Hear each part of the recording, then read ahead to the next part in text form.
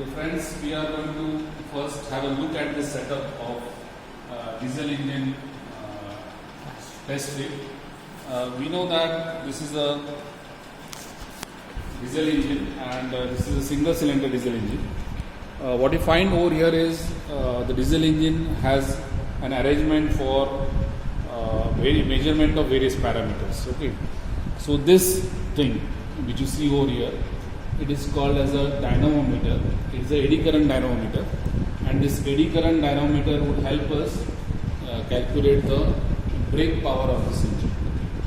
Brake power, you know, is basically the mechanical output of this engine. So with the help of this eddy current dynamometer, we would be calculating the brake power. We know that it is important for us to measure the fuel consumption of this engine, and the fuel which is consumed by this engine.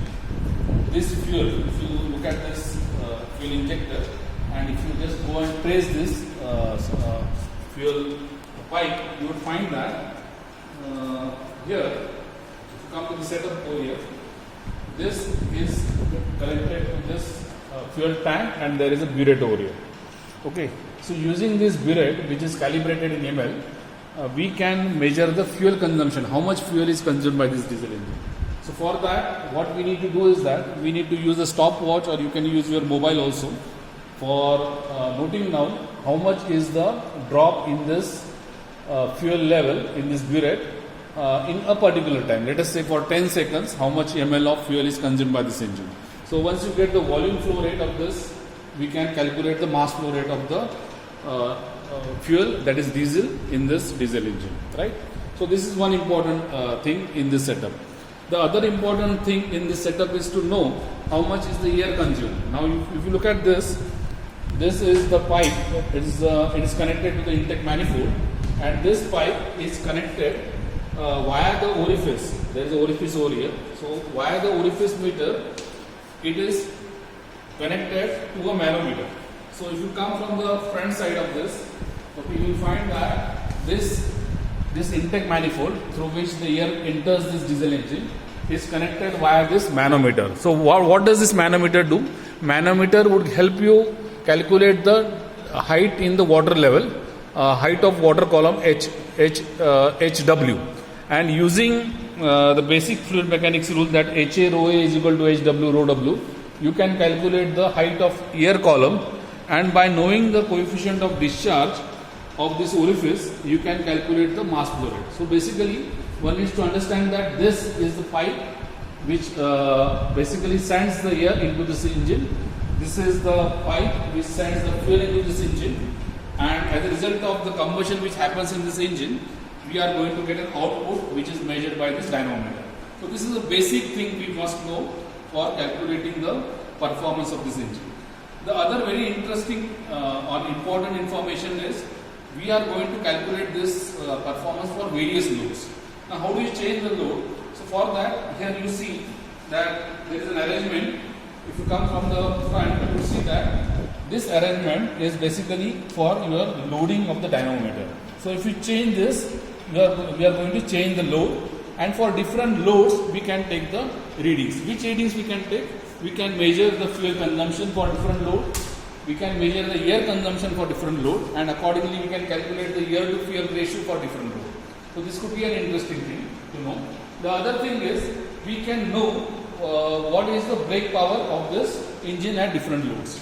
A very important parameter in the diesel engine is to understand how the energy is coming in and how the energy is going out of this, right? So for that, we draw what is known as the heat balance sheet, right? So for calculating the heat balance sheet, if you look at the setup, you see over here that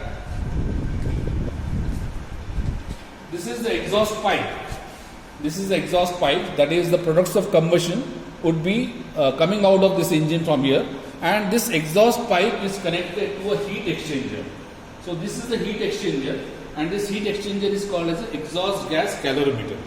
Now what happens here is this heat exchanger, you find that the gas is coming into this heat exchanger, and then it is sent out to the surroundings.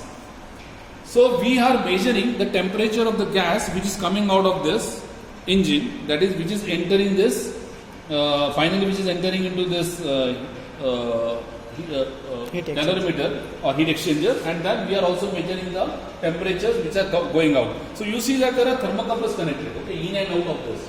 So this thermocouples, what they actually record is, they record 4 different temperatures. One is they record the gas temperatures entering the calorimeter and leaving the calorimeter, and they are also recording the water temperature. Now where come the water comes in? So if you look at this setup, you will find that the water is entering this this device. Okay, where from this water is coming, and how do you measure the flow rate? So for this, you will see that this calorimeter is connected to this flow meter.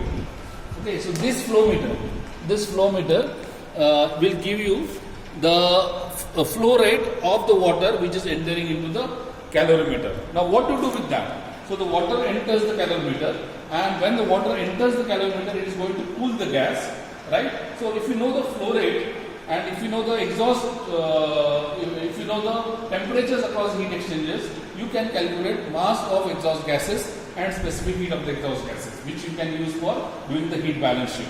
Right? Another important thing is we must know that this engine is rejecting the heat to the coolant. Now this is a water cooled. If you look at this engine, you will find that this is a water cooled engine. So there is an engine jacket, and through that engine jacket there is a flow of water, right? So when the water flows through the engine jacket, you will see that this water which is entering into this jacket, it will get heated up, and you can measure the flow rate using this flow meter. So using this flow meter, you can record how much is the water which is going through the jacket of this engine, and what happens to that water. This water would accept the heat which is rejected by the engine, and the water would get heated up. Again, we can note down the temperatures. Now the temperatures, you see that there are thermocouples. So all these are thermocouples, right? This is a thermocouple, this is a thermocouple, right? You'll find that this is a thermocouple, this thermocouple, this thermocouple. Now all these thermocouples, they are going to record the temperatures. But how they are recording the temperatures? You will see that those temperatures, they are recorded on this and they are indicated by this voltmeter. Now you are basically getting the readings in volts, right? And then there is a conversion factor. So using this conversion factors, you can convert this to degree Celsius, right? So if you get some, let us say if you get a reading of 1, then you can multiply this and you will get a temperature